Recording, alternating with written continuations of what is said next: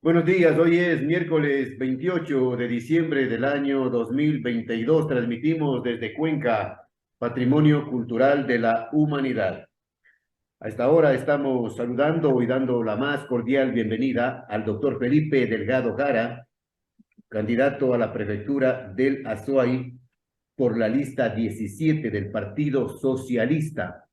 Felipe, buenos días, gracias. Nuevamente Buenos días, Jaime, a por la usted y a los entrevista distinguidos para de la conocer audiencia. algunos detalles de cómo marcha la campaña, cómo marcha el proceso, cómo marchan las relaciones con las diferentes comunidades, si está llegando el mensaje, la propuesta, pero algunos candidatos, como usted dice, están ofreciendo obras de vialidad con el presupuesto actual de la prefectura, pero dice que van a pagar con las cáscaras de huevo. Sí, efectivamente, nosotros hemos dicho en son de, para que sea muy claro, parece que estuvieran jugando al lirón lirón. ¿Con qué plata, qué dinero? Con las cáscaras de huevo. Decimos, ¿quién está ofreciendo arreglar la vialidad con el presupuesto actual? Es un demagogo. Está mintiendo, sin ninguna duda. Y creemos de que es importante hacer caer en cuenta eso. Por más que algunos quieren estirarle al presupuesto de la prefectura, nosotros sabemos que de acuerdo al COTADI, al presupuesto general del Estado, recibe 35.481.000 dólares. Nominalmente está en 68 millones. Se habló de que tendría 56 millones, 55.900.000 dólares más o menos. Y entonces yo creo de que en esa perspectiva, si alguien quiere hablar de vías aquí en el Azuay y no quiere seguir con lo mismo de siempre, aquello de que la minga, el 5% la junta parroquial y una mínima cantidad de la prefectura para arreglar, hacer un bacheo, de ahí no se pasa. Si quieren seguir en esas circunstancias, entonces es posible. Pero si hablamos de las obras que necesita el Azuay, tenemos que hablar de recursos. Hace 2 años, por ejemplo, existía un estimativo solo para la vía el descanso o al aseo de 175 millones. Se hablaba de la cuenca Chaucha y algo por más de 90 millones. Solo hay 240 o 265 millones. Es decir, tenemos que pensar en lo macro, en lo principal, también en todas las vías de segundo orden y tercer orden, pero primero tenemos que pensar en los recursos.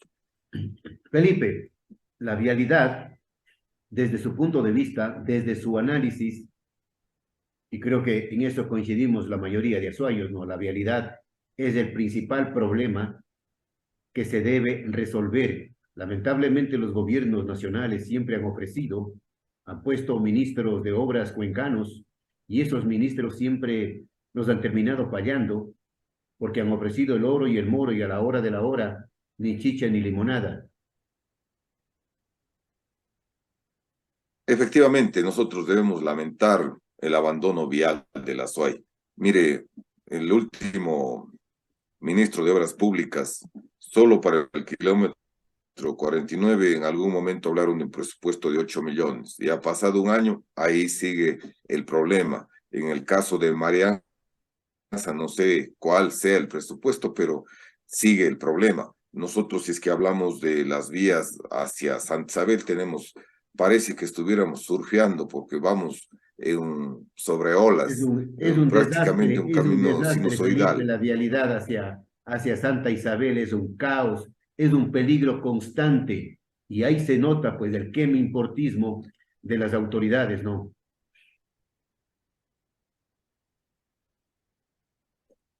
Sí, eso es, mejor dicho, más que las palabras, son los hechos, son las obras. Y entonces, cuando uno constata aquello, prácticamente, y eso que ahora está bueno el temporal, usted imagínese con neblina, cuando está, eso es un verdadero riesgo a la vida.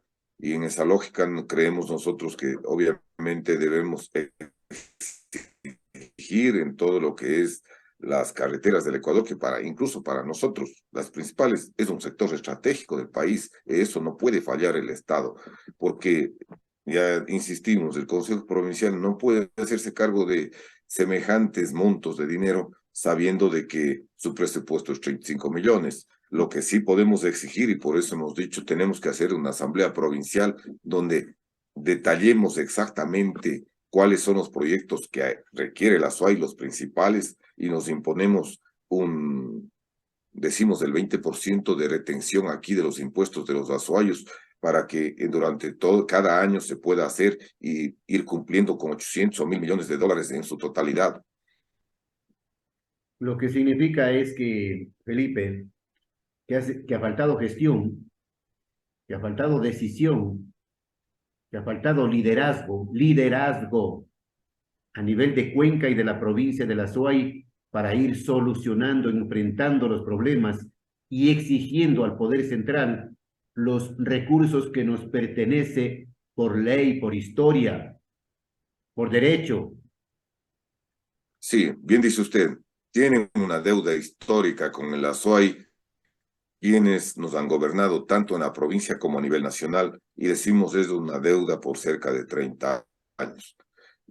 Por hacer referencia como inicio cuando sucedió la Josefina, porque cuando sucedió el Josefinazo, resulta de que nos ofrecieron vías con túneles, sí, sus mentores ya han fallecido, hablamos del ingeniero Medardo Torres Ochoa, el doctor Alejandro Serrano Aguilar, que dijeron Pero, con gran criterio. pero siguen explotando las minas en la Ah, zona. sí, pues el peligro Siguen, sigue, y los siguen túneles haciendo los siempre convenios en beneficio serán necesarios de al los margen de las vivos, vías, por claro, supuesto. en beneficio de los vivos que se llevan una buena tajada de esos convenios, ¿no? Para explotar las minas, los materiales, y no sabemos a dónde van a parar.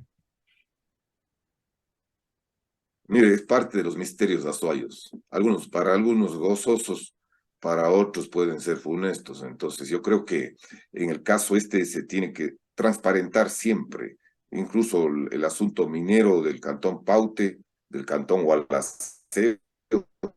Se supone que luego de la Josefina no se podía volver a explotar. Y también hubo negocios, usted recordará, con alguna compañía de la costa en otros momentos, y ese peligro está latente. Pero el otro lado que es importante es el asunto, obviamente, de la vía alternativa, que es Huangarcucho, el Puente Europa o Huangarcucho, el INIAP. Entonces, eso ha quedado prácticamente solamente en la memoria. Cuando la ingeniería actual en el mundo a usted le permite desarrollar este tipo de situaciones, ya decimos, si es que no existe el dinero, concesionemos, porque además concesionemos de forma transparente. Aquí en América Latina está demostrado de que se paga hasta 7 veces más el kilómetro de vía comparando con Europa, sabiendo que en Europa los sueldos y salarios son mucho más altos que los nuestros.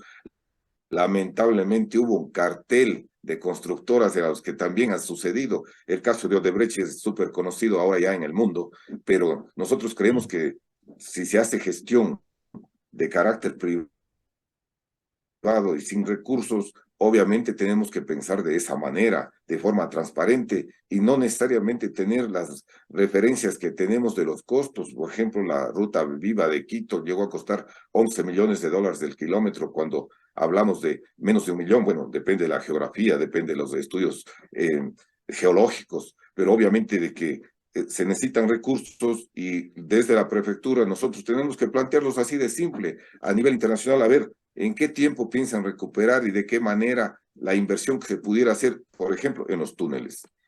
Felipe, usted es amigo de los peajes. Nosotros no estamos de acuerdo con los peajes. Nosotros decimos, no sé, siento que un poquito se me está quedando la imagen, el audio, pero si usted me escucha, me alza la mano y yo continúo. Siga, Entonces, siga, sí te nosotros decimos que escucho. no creemos en los peajes, no creemos en los pontazgos, a menos que sea obra nueva. Porque si hay obra nueva, nadie se va a resistir a pagar. Por ejemplo, si siempre, quizás como una situación emblemática, hemos dicho la situación de la vía hacia el oriente, hacia los cantones orientales, por los túneles. Entonces ahí nosotros decimos, si vamos a ahorrar cuando menos unos 6, 8 kilómetros, si vamos a ahorrar combustible, llantas, vehículo, pues obviamente no tenemos inconveniente en colaborar. Lo más importante, yo siempre sostengo, para el ser humano es el tiempo. No pueden quitarnos el tiempo en un tráfico insoportable, no pueden quitarnos el tiempo en situaciones burocráticas, no pueden quitarnos el tiempo todo el tiempo, nos están quitando la vida y nos están estresando, nuestra calidad de vida en parte se mide por el buen uso del tiempo. Entonces, tenemos esa lógica y nosotros creemos de que cuando hablamos de la vialidad, también tenemos de hablar de esta circunstancia, porque el tiempo es oro, dice, y efectivamente para los sectores productivos, para el campesino, para los trabajadores, para los turistas, para todos es fundamental el tiempo. Entonces, en esa lógica se tiene también que pensar, no es solamente la comodidad, es en perspectiva económica, en perspectiva de vida. Otro de los problemas que tiene la provincia de La Suay, y no solamente La Suay, sino casi en todo el país, es el tema de la minería legal o ilegal, que contamina las fuentes de agua y produce muerte. Nosotros decimos no a la minería, porque además conocemos desde el año 2008, nosotros nos fuimos a Montecristi, a las mesas, a denunciar que las mineras, en ese entonces Ayangol, estaban invadiendo los territorios de la SUAY y prácticamente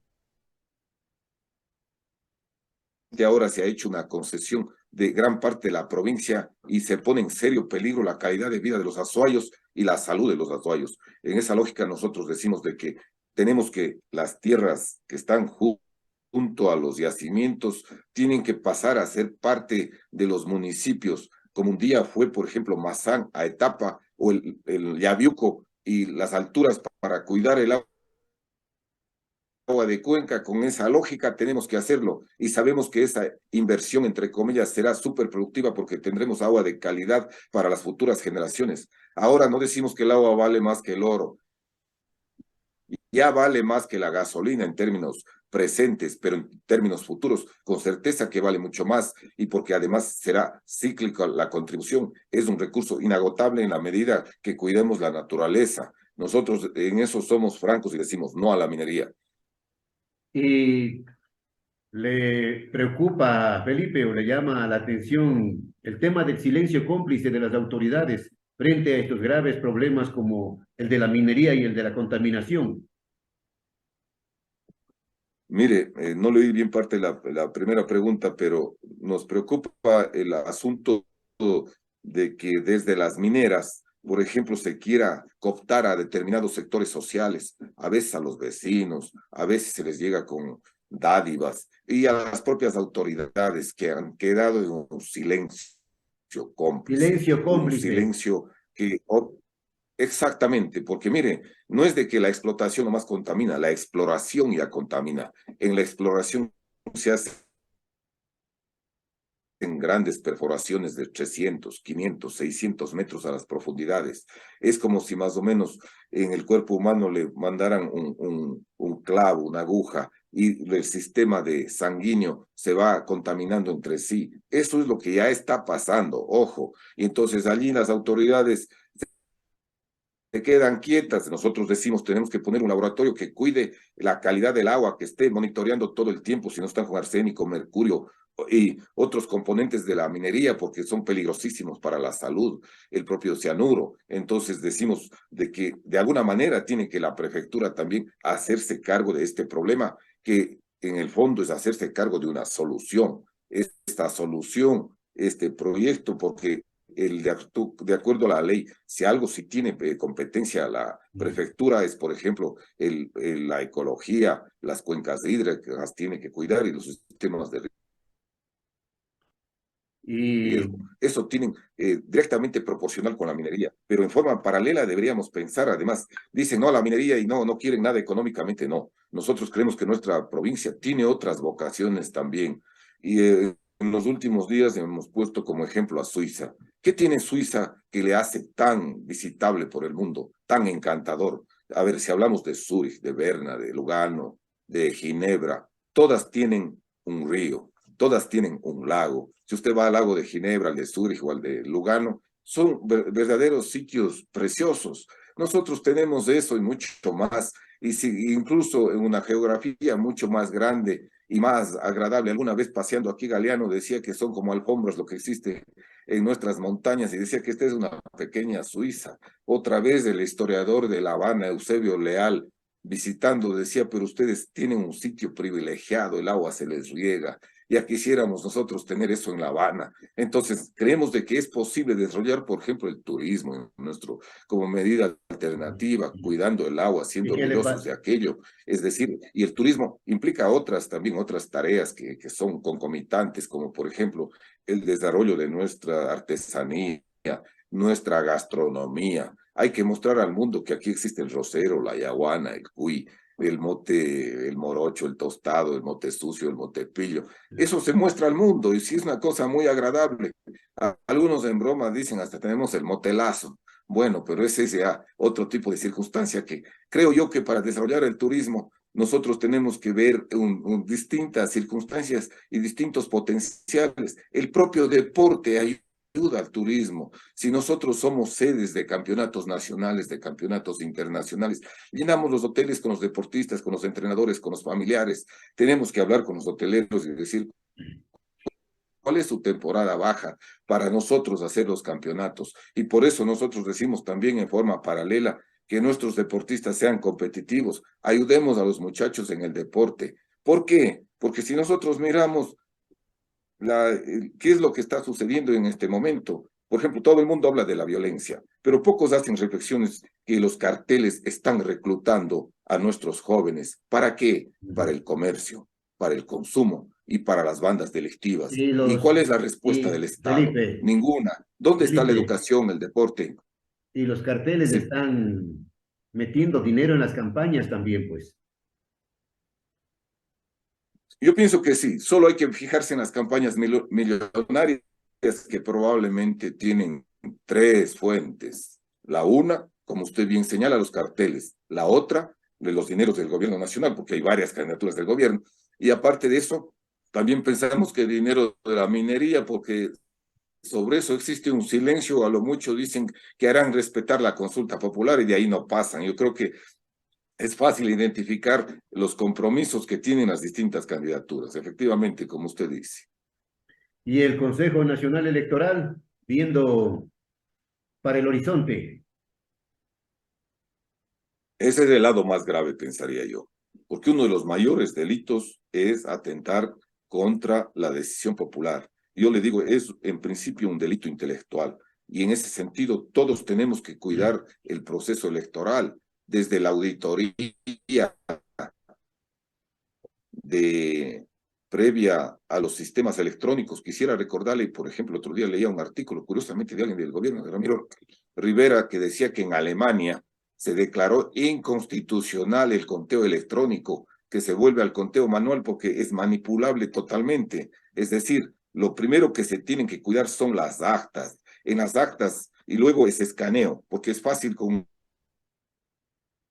un sistema electrónico, por ejemplo, alterar los datos o hacer lo que estaban a poner en B. Y claro, todos ven la planilla y dicen así, y luego no le permiten abrir las ánforas. Entonces, creo que todos los azuayos y todos los ecuatorianos que ya hemos vivido varios fraudes en este país, tenemos que estar alerta para ese día. En alguna entrevista anterior decíamos nosotros, las encuestas electorales también son preludio del fraude, como le quieren ir acostumbrando a la gente y diciéndole, este es el ganador, este es el ganador, para que conjuntamente con el fraude decir, ya ven, si les dijimos, este es el ganador, cuando a ojos vista la ciudadanía está rechazando determinadas candidaturas, especialmente las que tienen vinculación con el gobierno. Si algo va a hacer la población de la SUA y del Ecuador en estas elecciones, pienso yo, es castigar a este gobierno que nos tiene tan atrasados económicamente y ha provocado una de las mayores migraciones de la historia. Bueno, finalmente, Felipe, ¿y qué le parece pues el derroche de los pocos recursos que tiene la prefectura de la SUAY en supuestas consultorías, más de $1 millón? Resulta penoso realmente, porque sabemos Más de primero lo un limitados millón de que son los dólares. recursos. Además, muchas veces, por ejemplo, solo le doy un ejemplo. Cuando se hace la refinería del Pacífico, el Aromo, más de 500 millones era solo en estudios. Es decir, abstractamente, y si no se utiliza, es dinero perdido. Es parte de los 1.500 millones. Entonces, cuando se hacen consultorías que no se van a ejecutar o que no tienen una funcionalidad, pues obviamente que es un mal gasto. Es obviamente que merece una inspección y además demostrar de que efectivamente son para el futuro. Nosotros creemos, por supuesto, que el Consejo Provincial, la prefectura, el principal departamento que tiene que tener es el de planificación, pero a los menores costos posibles, incentivando a los estudiantes de ingeniería, de arquitectura en sus tesis, decir, miren, ¿quién tiene la mejor iniciativa para hacer un mercado, para hacer un centro comercial, a lo mejor con un estadio, o hacer lo que se les imagine a los muchachos, cómo cuidar de mejor manera las orillas, cómo deben ser nuestros senderos, cómo deben ser nuestros mercados, recogiendo lo mejor de la arquitectura y de la tradición. Obviamente, y eso no nos va a costar mayor dinero, pero si nos ponemos para simplemente, como diríamos, cavilar en abstracto para algo que no va a tener Para, uso, por supuesto que para estamos pagar hablando de un mal favores, gasto del Felipe, dinero. para pagar favores a los amigos, a los agnados, a los cognados, consultorías que luego van al tacho de la basura. Triste situación, porque, y lamentablemente, incluso dice bien a los amigos, porque de lo que se ve en la prefectura no ha habido una administración de los sectores políticos afines a de los que llegaron a la prefectura. Se supone que llegaron con Pachacuti y llegaron con una tendencia de izquierda, y si miramos desde los funcionarios, pues no hay mucho que mirar en esa lógica. Bien, gracias por la entrevista, Felipe. Ojalá sea posible la próxima Muy gentil a semana, usted, Jaime, a la orden ojalá sea siempre. posible, digo, la próxima semana hacer una entrevista con la candidata a la viceprefectura. Yo voy a hablar con Marilu Bravo, que de paso le anticipo que ella es médico, además fue migrante y es una artista del conservatorio, y entendemos que va a cumplir muy bien las labores y tenemos que darles tareas específicas como rescatar nuestra cultura, nuestro arte, la danza, el folclore, y aparte de ello, hacerse cargo de lo que es la nutrición infantil y otros aspectos de ese tipo. Con gusto yo le aviso para que cuando nos dé el espacio, pues que concurra y converse con la ciudadanía. Muy Bien, gentil, Jaime. gracias al doctor Felipe Delgado Jara, candidato a la prefectura de la SUAY por el Partido Socialista, lista 17. Felipe, desde siempre y hasta siempre. Muchas gracias, Jaime. Un gusto.